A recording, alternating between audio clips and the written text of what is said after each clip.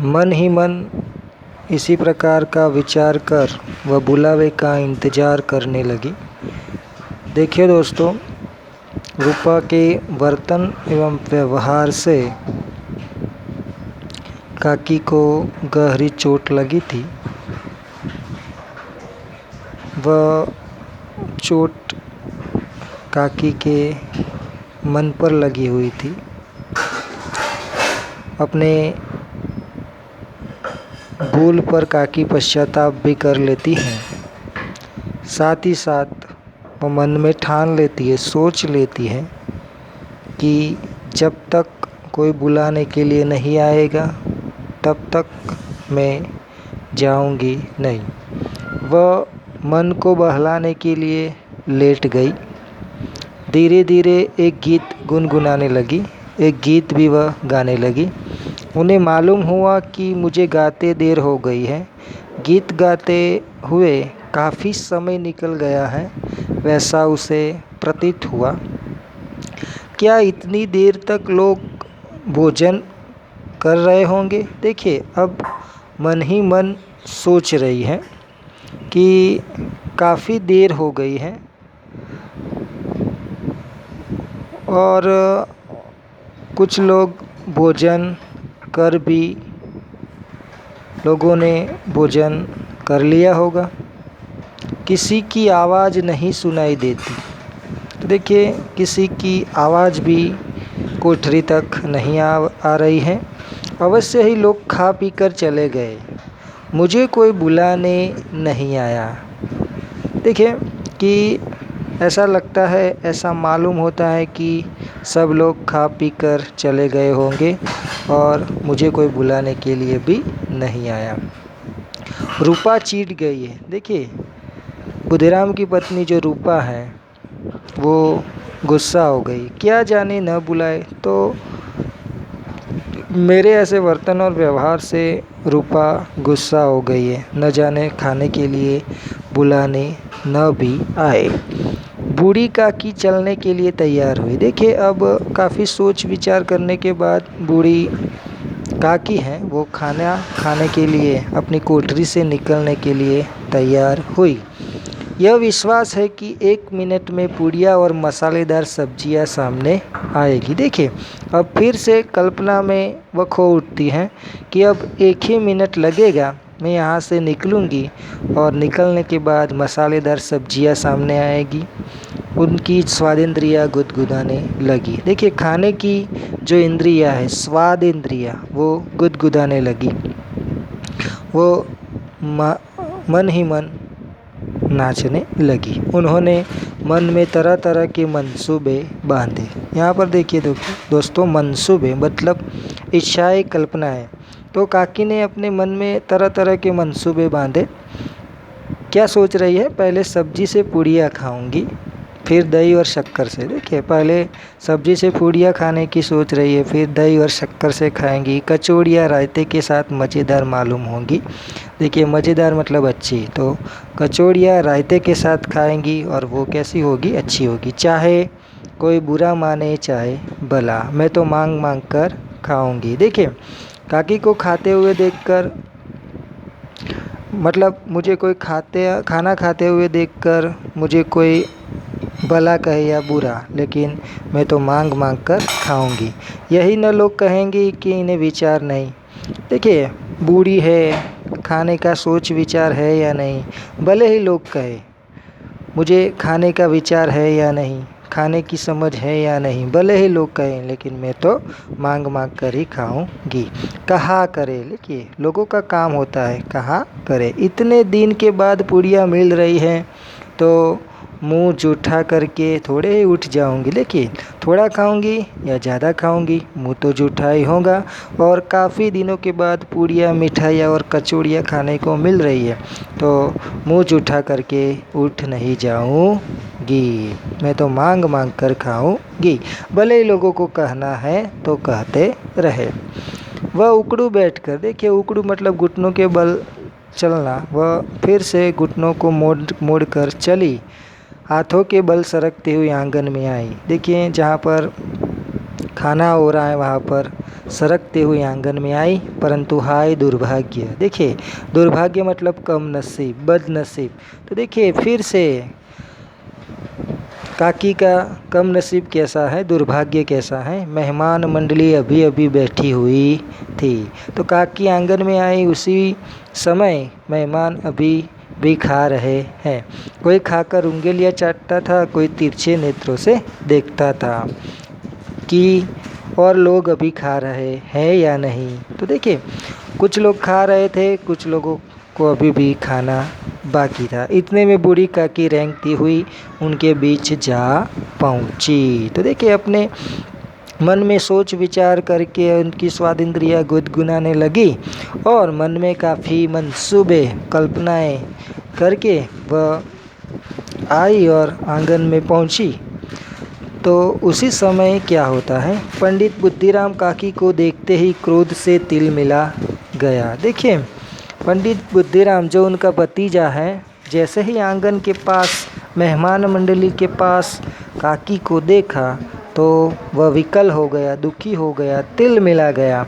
लपक कर देखिए एकदम काकी के पास जाकर लपक कर उन्होंने काकी के दोनों हाथ पकड़े और घसीटते हुए लाकर उन्हें अंधेरी कोठरी में धम से पटक दिया। देखिए बुद्धिराम उनका जो भतीजा है काकी को नीचे आंगन में आया हुआ देखकर अभी भी मेहमान मंडली खाना खा रही, कुछ लोगों को खाना बाकी है और काकी की जल्दबाजी से जो बुद्धिराम है वो तिल मिला गया, दुखी हो गया, विकल हो गया और काकी को दोनों हाथों से पकड़ा और देखिए उनके साथ कैसा व्यवहार किया, काकी को घसीटा है और घसीटते हुए वह उनको जहाँ पर रखी गई उनकी जो अंधेरी कोठरी है वहाँ पर जाकर उनकी खटिया में काकी को धम से पटक दिया। देखिए जिसकी संपत्ति है, जिसकी संपत्ति पर बुद्धिराम ऐशो आराम कर रहा है,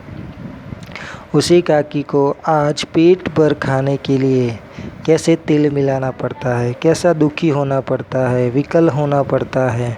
तो यह है काकी की दशा।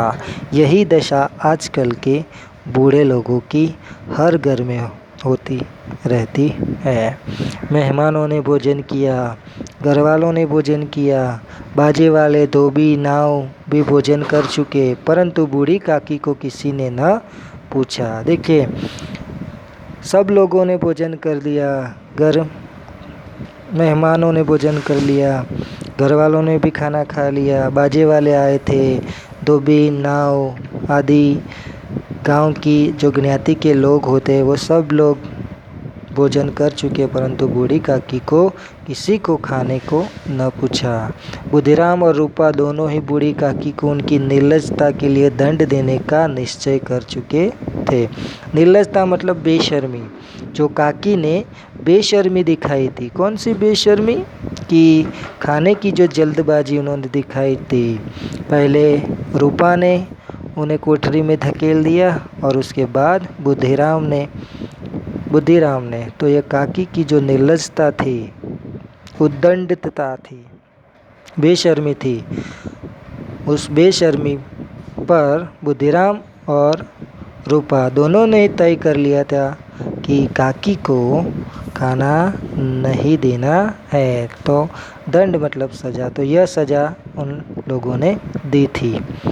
उनके बुढ़ापे पर, दीनता मतलब गरीबाई, उनके बुढ़ापे पर, दीनता पर किसी को करुणा न आई। करुणा मतलब दया। देखिए अकेली लाडली उनके लिए परेशान हो रही थी। देखिए परेशान मतलब व्याकुल।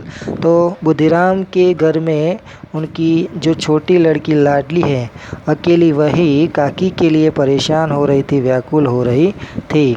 अगर काकी के ऊपर दीनता या करुणा दिखाने वाला अगर कोई था तो वो था लाडली। बाकी कोई काकी को प्यार करता नहीं था। लाडली को काकी से अत्यंत प्रेम था। देखिए घर वालों में सबसे ज़्यादा काकी को प्रेम करने वाला अगर कोई था तो वह लाडली थी।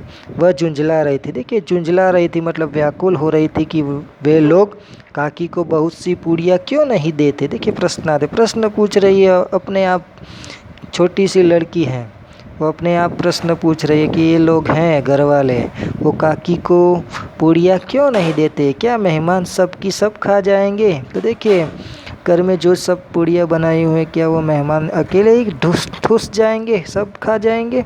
और यदि काकी ने मेहमानों के पहले खा लिया तो क्या बिगड़ जाएगा। देखिए एक छोटी सी लड़की, उसकी सोच कितनी अच्छी है।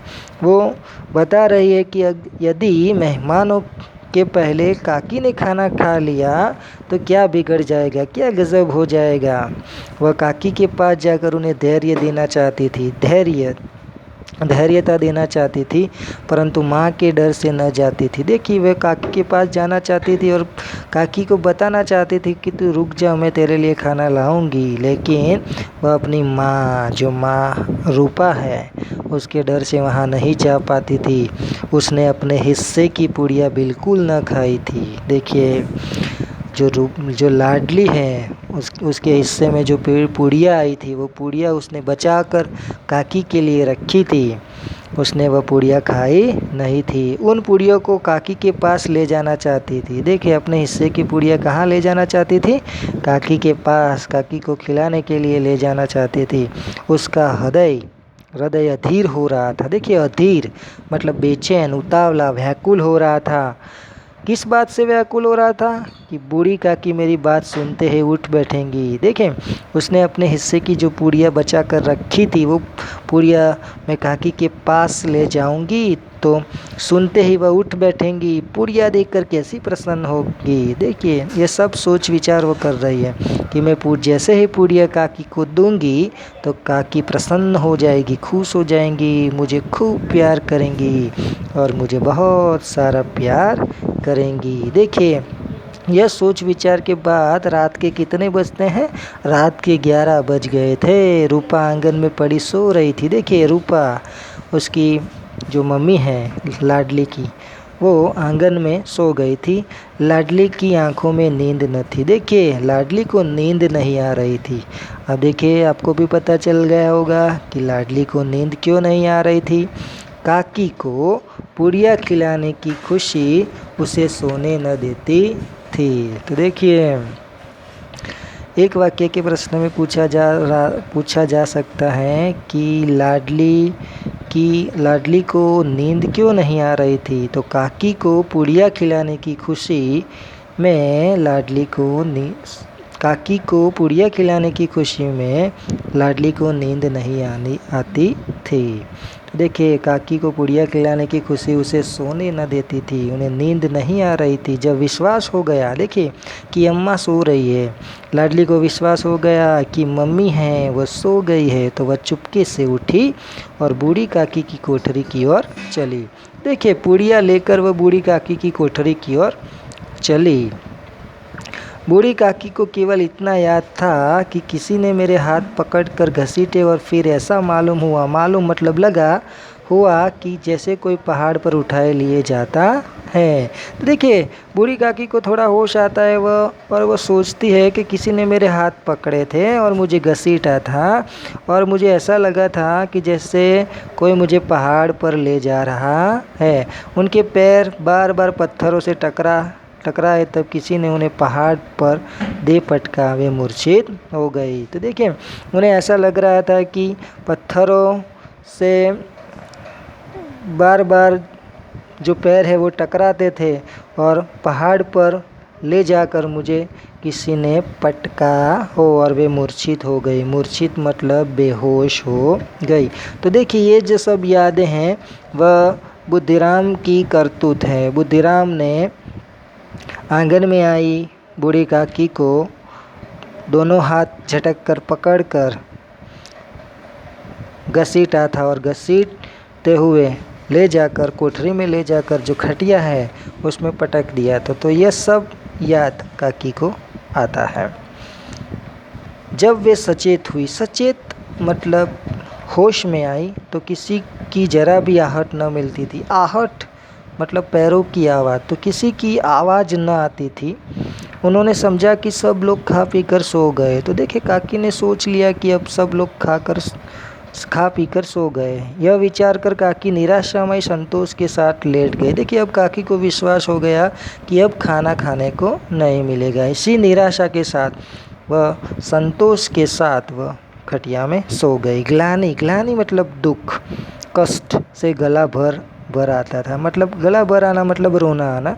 तो दुख से काकी को रोना आता था, परंतु मेहमानों के डर से न रोती थी। देखिए घर में मेहमान आए हुए थे, तिलक का प्रसंग था, रोती तो अपशुकन होता, तो यही मेहमानों के डर से काकी रो न पाती थी। देखिए सहसा